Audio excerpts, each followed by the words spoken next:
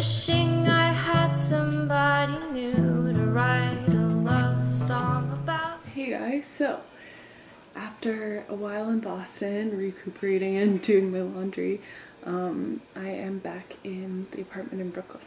I'm having a romantic night in for one with a candle that I made at home. This is beef tallow and beeswax mixed together in a recycled jar. I love making those candles. Someday I'll make a vlog about how to make them. They're so good. And I'm having a little wine. And I am currently watching a live stream of the very end of the protests that were happening at JFK. So I'm gonna pull another Casey Neistat and try and like put them in the frame with me. They won't fit. But anyway, I hope you guys have been good. Basically, I just took some time to like recoup at home, and then I drove here. The drive is always kind of long. It's like 3.5 to 4 hours, maybe a little more if you take a wrong turn or two, which I always do. But yeah, other than that, all has been well. I'm sad that this is like the last few days in New York that I have, and after this I have to go back to Boston and regroup, consider my next steps. But right now, tonight, I'm going to work on my reel. I'm editing my reel from film clips I have. Let me see if I can... I have a Google Drive folder with all of the student and almost all of the student indie films I've worked on so far, so I'm going to take those. I have about 30 minutes of material that I decided is good enough to use, or not good enough, but like makes sense to use for a reel, and like meaning moments where only I'm speaking, things like that. And I need to like boil that 30 minutes down to about 90 seconds for a reel. Yeah, I'm editing my own. Some people say not to do that. I'm doing it because I feel like I have a fair amount of proficiency with iMovie, so hopefully it'll be fine. And I asked a couple, maybe like 10 or 15 friends, who generously said on Facebook that they would help me review the material and let me know what they thought were the strongest moments. So I have a little focus group going to look at the footage. Other than that, things are good. I feel it's very quiet. Well, I guess the protest live stream ended.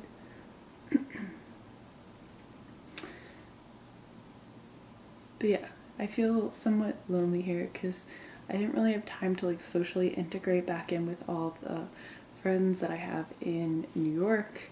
I did kind of a bad job of that because I traveled in the middle of my month here, so I'm sorry guys if I did not reach out or make plans. I wanted to, I just ended up not being here for very long. So, that being said, I really want to come back. Oh, I'm so torn. I'm so torn about what to do, but I was trying to formulate a plan today. And this might change, but I'm thinking, maybe I will go back to Boston. Someone's car is honking. I will go back to Boston for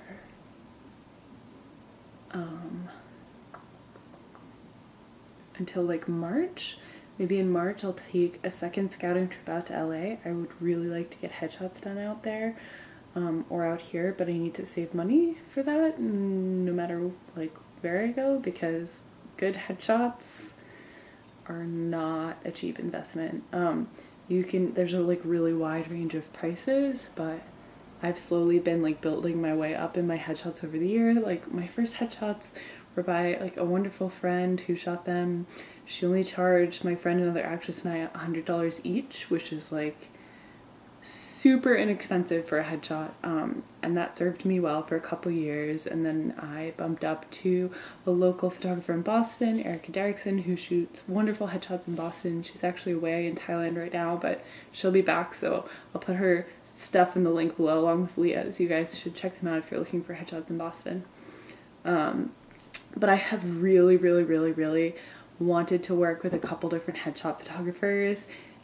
In LA, David Knowles, or no, wait, in LA, David Mueller, and in New York, David Knowles. And so I don't know who to pick. I probably shouldn't say their names actually on YouTube because I don't want anyone to get offended. But it's a really significant like investment in rites of passage as an actor, and you're often judged either only by your headshot or at least first judged by your headshot.